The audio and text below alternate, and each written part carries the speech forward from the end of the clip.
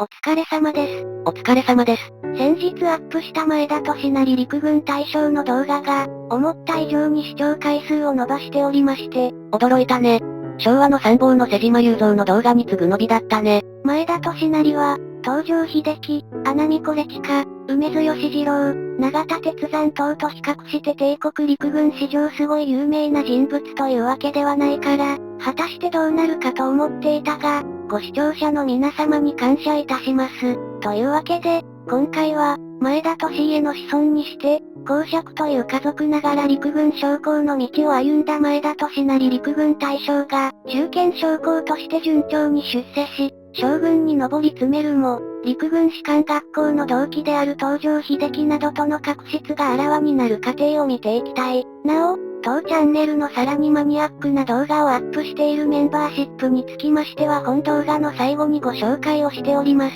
第一次世界大戦で戦勝国側となった大日本帝国は、エルサイユ体制構築のためにパリ講和会議に参加。条約をまとめるための事務や国境確定作業などのため、陸軍からも将校が派遣され、前田大将はフランスに渡航し、エルサイユ条約が締結されると、前田大将は日本に帰国、近衛師団に配属となった。そこに、未曾有の大災害が前田大将を襲うことになった。未曾有の大災害って何？関東大震災だ。これは大正の時代に起きた南関東に甚大な被害をもたらした大震災であり、首都である東京を直撃した結果、政府機能が一時的に麻痺し、地震による火災も併発し、多くの犠牲者を出した災害だった。前田大将はこの時、本郷にあった広大な敷地を誇る前田邸にいた。公爵殿の邸宅の被害はどうだったの？耐震性に優れていたのか定かではないが、建物自体は崩落せず、火事も最小限に留めたそうだ。むしろ、周りで被害に遭った住民が前田邸の庭に避難してきたので、前田大将は避難民を庭に受け入れ、川越まで車を飛ばして衣料品や食料等の物資をかき集めて避難民に提供し、しかも医師まで手配して避難民の治療に当たってもらったそうだ。ノブレス・オブリージュとはこのことか。こういった混乱状態の中、政府は戒厳令を発令し、近衛師団に所属する前田大将は参謀本部に設置された戒厳司令部から本郷方面等の警備を命じられ、軍務としても震災対応に従事した。震災対応が落ち着くと、前田大将は陸軍大学校で日露の戦役に関する戦士講座の教官を務めた後、イギリス大使館付きの武官としてイギリスに渡るよう命じられる。前編もそうだったけどヨーロッパ勤務多くない？陸軍将校ながら公爵という特殊な地位にあり、大大名であった前田家の当主という毛並みの良さは、帝国の外交活動に資するという観点から、帝国陸軍内でも人事を検討する上で考慮されていたのかもしれないね。そうすると駐在武官は純然たる外交官なの？前田大将の場合は外交官的な役割が強く期待されていた節があるが、多くの場合、駐在武官は外交以上に重要な任務、すなわち他国の軍事力等に関する情報収集任務を課せられていた。明治の時代には、まだまだ草創期にあった陸軍において、列強の軍備や編成を学ぶという学習活動を主目的として駐在武官が派遣された例もあれば、時代が進むと、力をつけてきた帝国陸軍が、駐在国の軍事情報や、さらには駐在国に隣接する日本の仮想敵国の軍事情報を収集させるという情報目的のために、駐在武官を派遣する例が多くなっていった。パナマに人を派遣したらアメリカの情報もいくらか取れそうだもんね。ところで、前田さんと仲が悪かったと噂の東条英機さんはこの時期どうしてたの？陸大に一発合格した前田大将と異なり、東条英機は陸大受験に失敗して浪人を経験の後、なんとか陸大に合格して無事に卒業。陸軍省副官やドイツ駐在、陸軍大学校の教官を経て、この頃は陸軍省整備局という、統制派の領袖と目された永田鉄山の肝入りで創設された国家総力戦体制の構築を担う重要な部署の動員課長に就任している。バリバリの統制派幹部の道を歩んでいるね。そのせいで栄進コースから外れて左遷を食らったりするんだけどね。イギリス駐在時代の前田さんはどんな暮らしだったの？駐英大使館付き武官としてイギリスに派遣された前田大将は、現地で雇用する形で、執事、コックだけでなく、メイド等を合計5名雇い入れ、ロンドンの富裕層が屋敷を構えるエリアの物件を賃借し、駐在武官として執務に励んでいた。一回の陸軍軍人がそこまで人を雇えるの？前田大将は、公爵にして前田家当主という特殊な軍人だったから、その財力もずば抜けていた点を考慮する必要がある。さらに、帝国陸海軍が派遣する駐在武官は、特に明治期の話だが、日本国内での軍部の権力と予算規模が海外でも如実に反映されており、多くの随員を引き連れて海外に赴任する駐在武官もいて、その豪勢な陣容に、軍部と比較して乏しい予算規模の外務省に属する大使や公使から感情的な反発を受ける駐在武官もいたそうな。イギリスに駐在する日本の武官ってどんな仕事をするの？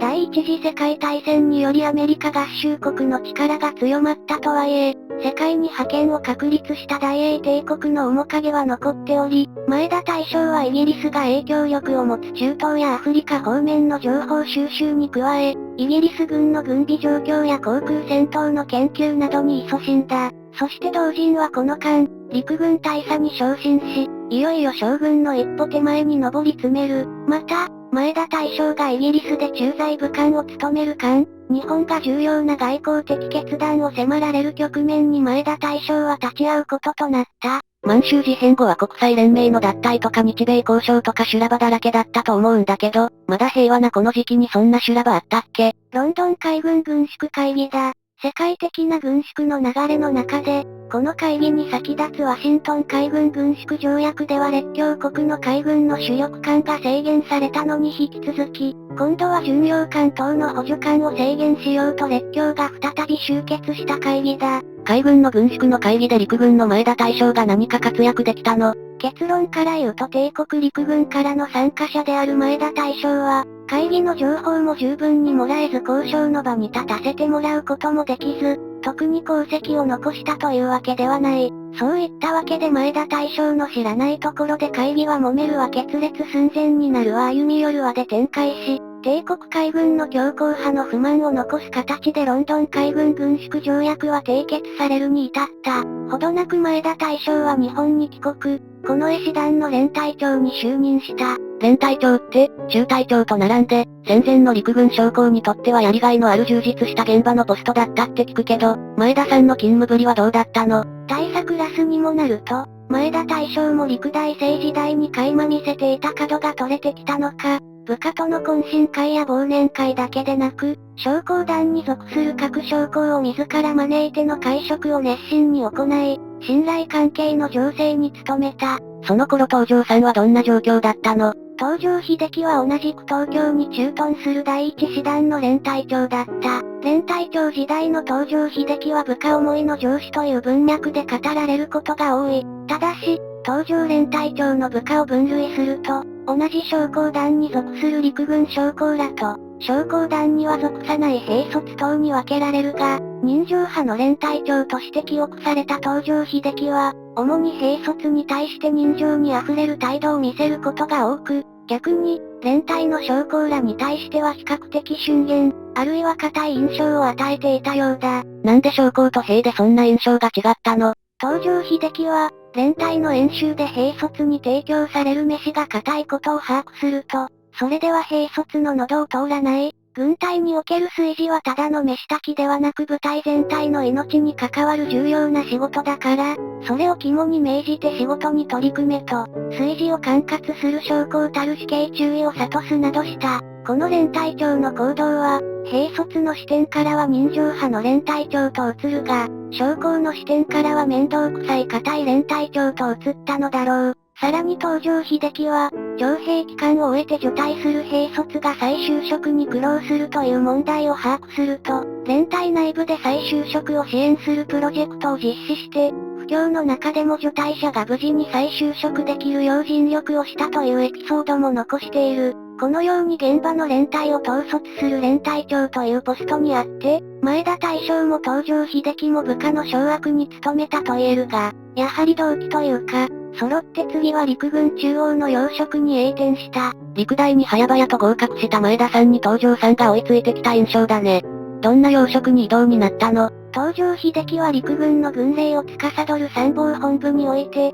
軍を動かすには必須の権限を握る編成動員課長に就任。同課長職はエリートコースと目されるポストだった。対して、前田大将は同じく参謀本部ではあるが、戦士課長という、戦士研究や演習内容の検討を所掌するやや地味なポストに就任した。戦士課長は出世街道から外れたポストなのかな。作戦課長や編成動員課長と比較すれば地味なポストだが、しかし、過去にこの戦士課長を務めて、元帥陸軍大将にまで上り詰めた大物がいた。誰？その大物って？上原優作だ。上原優作は、陸軍主流の歩兵科や砲兵科出身ではなく、工兵科出身の軍人ながら、陸軍大臣、参謀総長、教育総監の陸軍三長官を全て経験し、元帥府に列して軍内に上原閥を形成した大物軍人だが、この人も戦士課長を経験している、副官、軍内における秘書みたいな人のことだが、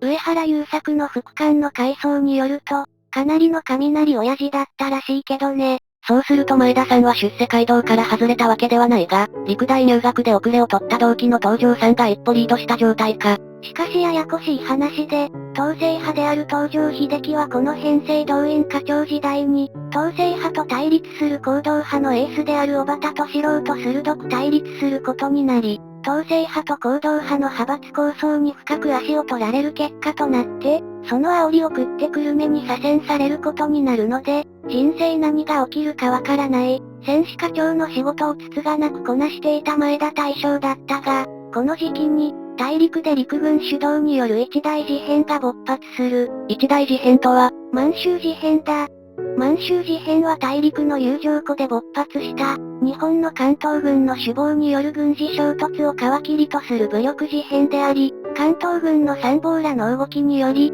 日本は同地域に満州国、ついで満州帝国を樹立するに至る。満州事変に戦士課長の前田大将が関わってたの。前田大将は戦士課長として、満州事変における武力衝突の軍事史的調査のため戦士課員の満州への派遣を上層部に愚信するなど、戦士課らしい対応は見せているが、満州事変を推進したり止めようとしたりといったところまでは関わることができていなかった。戦士課長を務め上げた前田大将は、陸軍少将に昇格の上、母校である陸軍大学校の教官に異動した。この時に前田大将と陸士同期で同じく陸軍少将に昇格したのは、陸大一発合格の春秋だった篠塚義雄等の4名のみであり、その4名の中には、東条英機もいた。ついに同じタイミングで将軍になったね。前田さんは教育者の道を歩むのかな？この陸大教官職は短期にとどまり、前田大将は再び現場の歩兵第2旅団の旅団長への異動を経て、ついで、参謀本部の戦士部長に就任する。また中枢の参謀本部に戻ったの？前田大将が中枢に戻ってこれたのには、陸軍内におけるトップ人事が関係している。具体的には、林千十郎の陸軍大臣就任だ。食い逃げ解散の時の首相だね。陸軍大将の林千十郎は陸軍大臣を経て後年は内閣総理大臣となり、その際、帝国議会との数々の妥協を経て予算を成立させた瞬間に、内閣に抵抗する帝国議会に対して懲罰的な解散権を行使したことで、食い逃げ解散の林千十郎というありがたくない異名を獲得している。もっとも、この時期に林千十郎が首相になるとはまだ誰も予想していなかったと思われるけどね。この林千十郎だが、統制派と行動派の対立が陸軍内で深刻となり、どちらかというと中立派の林千十郎が陸軍大臣となったところ、同人は統制派の領袖と目された永田鉄山と組んで行動派に不利な人事を進める過程で、前田大将を参謀本部という中枢に戻す人事を発令した。そうすると前田さんは統制派だったの？いや、前田大将は公爵という特殊な地位にあって駐在関係のポストが多いというのもあり、派閥の色分けが難しい軍人だった。しかし、林千十郎との関係は深く、前田大将が陸大受験の際に受験指導のために動員した旧加賀藩関係者の軍人の中に、林千十郎も名を連ねていたので、前田大将と林千十郎は実婚の中であったと推測される。日本陸軍ってさ、新章出伐で人事をやるというよりかは、そういった浪花節の人事をやるという印象を個人的に持っている。ところで戦士部長って要職なの？参謀本部の花形である作戦部長に比べれば要職とは言い難く、戦士研究と演習への応用を管轄するんだが、しかし、何かの因縁と言うべきか、前田大将が就任した戦士部長には、過去に注目すべき人物が就任している。誰？有名な人？東条英機の父君である、東条英則だ。東条英則は不遇の軍人であり、陸第一期生の主席というピカピカの経歴を持ちながら、長州閥全盛期の陸軍にあって実質的には陸軍少将、名誉的に陸軍中将に昇格して予備役になるという、不遇の経歴を歩んだ。陸大成績を過剰なまでに重視する陸軍にあってなぜそんな人事が？南部藩ゆかりの出自ゆえ長州閥に冷遇されたという説や、理屈は立つんだが日露戦争での実戦式では下手を打って左遷されたという説などがある。そんな東条英則は、参謀本部の戦士部長に就任していた時期があり、前田大将との関係が芳しくなかったとされる東条英機の親父さんである東条英則と同じポストに就くというのは、個人的に因縁を感じるところだ。前田大将が戦士部長として戦士研究や戦士の研究結果を陸軍の演習に応用する業務に取り組んでいた際、日本国内では陸軍によってとんでもない事件が着起する。とんでもない事件とは？ 226 事件だ。同事件は行動派に組みする東京の陸軍青年将校らが1000名を超える下士官と兵卒を借り出して武装蜂起し、現役の首相を官邸で襲撃、さらには元首相や現役の陸軍教育総監等を殺害するという大事件だ。前田さんがその226事件に関わってたの？ 226 事件の勃発により、陸軍大臣や軍事参議官等の老年クラスの将軍らは、その対応に右往左往し、行動派の将軍の中には首謀の青年将校らをかばおうとする人物も出てくる状況だったんだが、前田大将は討伐派だったようだ。しかし、戦士部長という立場上、部隊を動員できる立場になく、右往左往する上層部にはがみする様子が日記に残されている。そして、この226事件をきっかけに、陸軍内での出世街道を突き進むことになる2人の将軍がいた。誰と誰？ 226 事件で行動派は一掃されるから同派ではないよね。一人は冷厳な問題処理の達人としてその辣腕を振るい、226事件の際には第二師団長として討伐方針を中央に打電した主勲章を持ち、後年はポツダム宣言受諾時の参謀総長となる梅津義次郎。もう一人は後年、大東亜戦争開戦時の内閣総理大臣となる東条英機だ。出世レースで東条さんが前田さんを突き放す時が来たか。先ほど言及した通り、それまでの東条英機は、支持していた統制派の領袖である永田鉄山中将が惨殺されてしまって後ろ盾を失ったこともあり、久留米に左遷され、ついで関東軍憲兵隊司令官という当時は官職とみなされていた大陸の軍事警察ポストに飛ばされ、栄転なしの予備役編入も視野に入っていた時期だった。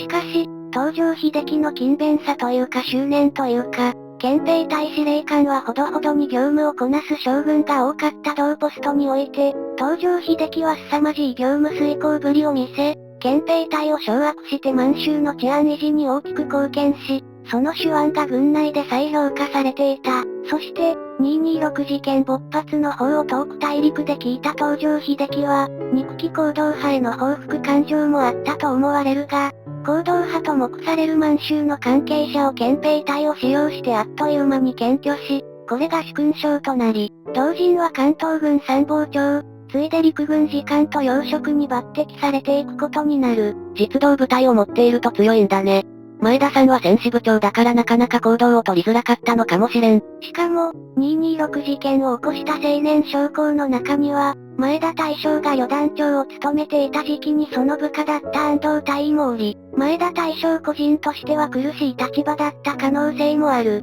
226事件はようやく陸軍の腰が定まって討伐準備を進めることになり、それと並行しての現隊復帰の説得が功を奏し、下士官や兵卒は現隊復帰、青年将校らは軍法会議にかけられて多くが死刑となった。226事件後の混乱が冷めやらぬ中、前田大将は陸軍大学校の校長に就任し、再び教育畑に従事、ほどなく陸軍中将に昇格する。陸士同期で他に中将になったのは誰？東条英機や篠塚義雄などだ。だんだん昇格する人数が絞られていくのが、軍内での厳しい出世競争を物語る。この頃の前田さんと東条さんとの関係はどうだったの？憲兵隊司令官として辣腕を発揮し、関東軍参謀長に昇格していた東条英機は、陸軍中央との打ち合わせのために東京に来た際、陸士の同期会が開かれて、この同期会に前田大将も出席をしている。前田大将は同期生のいずれもが国軍の数奇に参与し愉快であるという感想を残している。しかし、両者の仲は表面上波風のないように見られたが、東条英機が再浮上のきっかけをつかんだ満州に、前田大将が赴任することで、両者の軍歴の差が決定的となる運命にあった。前田さんが関東軍に配属になったの？その前に、弘前に司令部を置く第8師団の師団長になっている。海軍兵学校の生徒が将来はせめて艦長になりたいと夢見て頑張ったのと同様に、陸軍士官学校の生徒は将来はせめて師団長になって縦横に部隊を動かしたいと願ったそうだから、陸軍中将として師団長となった前田大将は軍人冥利に尽きたことと思う。弘前に縁があったのかな？実を言うと、前田大将は弘前に縁がなく、師団長になるなら近衛師団か金沢の大工師団を希望していた節があったりする。しかも、日中戦争が竹縄で、内地の師団は続々と大陸に派遣されるのに、前田大将の第8師団はなぜか内地に留められ、この点も軍人として不満だったようだ。満州事変や日中戦争は将校の昇進の停滞と現役引退後の再就職が困難という解決できない問題を抱えていた陸軍が、この問題を一挙に吹き飛ばす手段として使ったっていう指摘があるけど、確かに師団長も師団の部からも先行を立てられない状況には焦るだろうね。そして、ようやく前田大将率いる第8師団も大陸に渡るよう命じられるんだが、そこは先行を立てられるバリバリの戦場ではなく、ソ連軍と睨み合いながら主に防衛を担う東満州だった。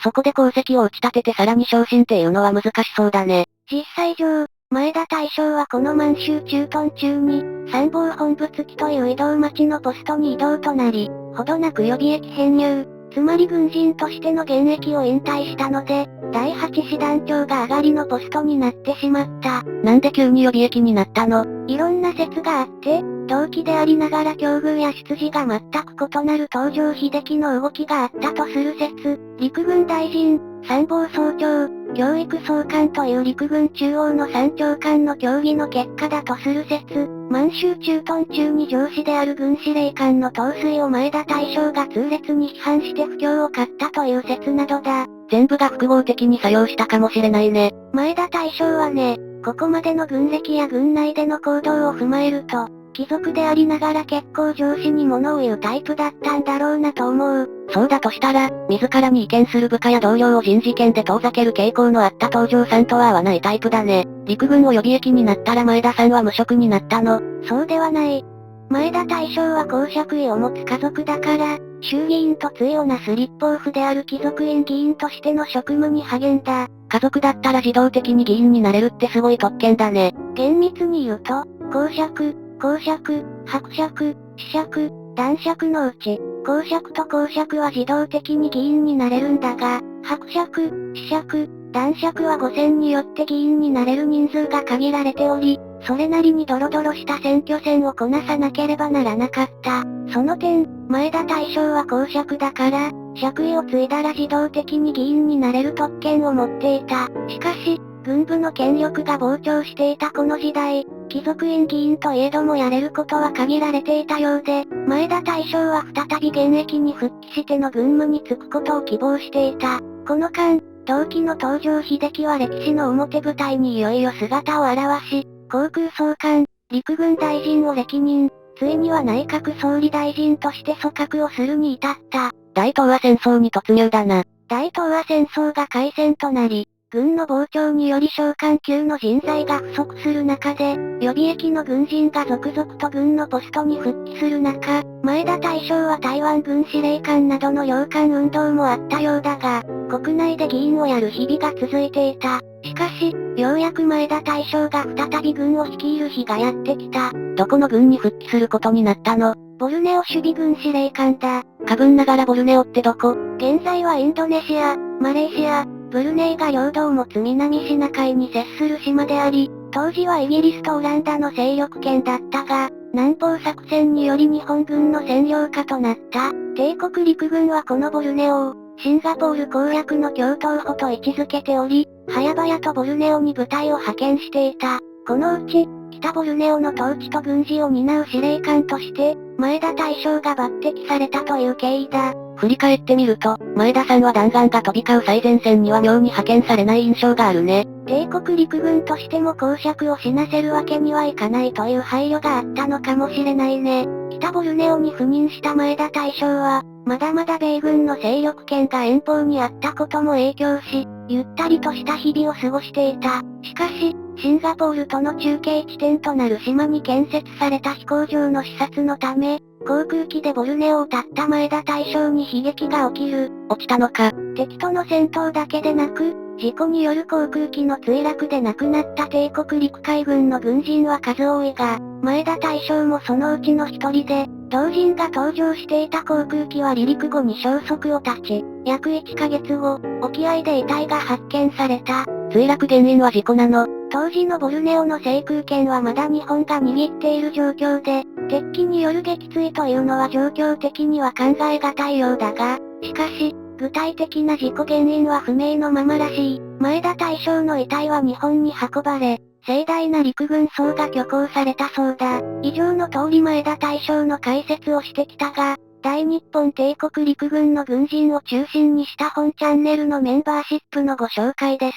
メンバーシップって何を得られるの？画面にあるバッジの使用、メンバー限定の動画が視聴できるなどの特典があります。動画はアップ主が一般公開を躊躇するマニアックなものを今後もアップしていく予定です。ちなみに、最近メンバー限定にアップしている動画は、大東亜戦争か太平洋戦争か、正しい戦争名をめぐる総国、帝国議会との格闘、東条英機議会闘争編、日本陸軍、東亜占領地域での民心獲得の苦労、日本海軍教育の名称、坂本中将、外交の剛腕、東条英機大東亜会議編、陸軍中野学校の卒業将校、暗躍と不祥事、帝国の軍人外交官、駐在武官、部下と海軍の板挟み、苦労大木戦時最小東条英機、大本営情報参謀堀映像、本土決戦編、人情派総理大臣東条英機、憲兵将校と憲兵の出世競争、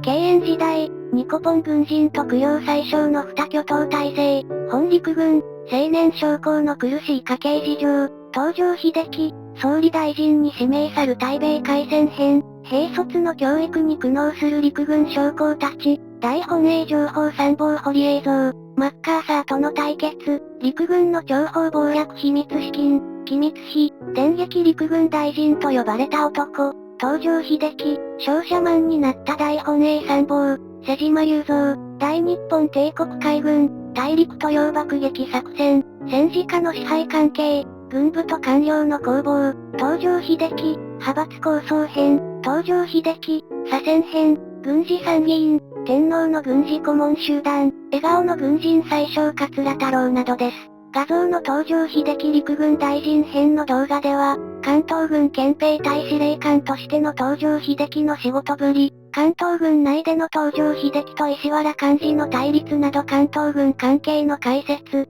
さらには電撃陸軍大臣と異名されるほどの剛腕ぶりを見せつける東条英機の解説もございます。他の動画では、大日本帝国陸軍において徴兵制によりあらゆる国民階層の兵卒たちが軍隊に集結し、この兵卒たちは教育レベルがバラバラであるにもかかわらず、どうやって統一的な軍人精神を教え込むのか、皇室に対する忠誠心というややもすれば観念論となる理念をどうやって理解してもらうのか、陸軍将校たちがあらゆる方法を試行錯誤して苦悩しもがく様子を解説しております。兵卒教育はビンタだけじゃなかったんだね。詳しくは画面下の概要欄にある、メンバーになる、というボタンを押しますと詳しい紹介動画を見ることができます。ちなみにボタンを押してもすぐメンバーに申し込むことにはならず、紹介動画が流れるのみですのでご安心ください。また、概要欄の URL をクリックしても紹介動画を見ることができます。ここまで見てくれた人、ありがとう。秋田号を引き続きご愛顧ください。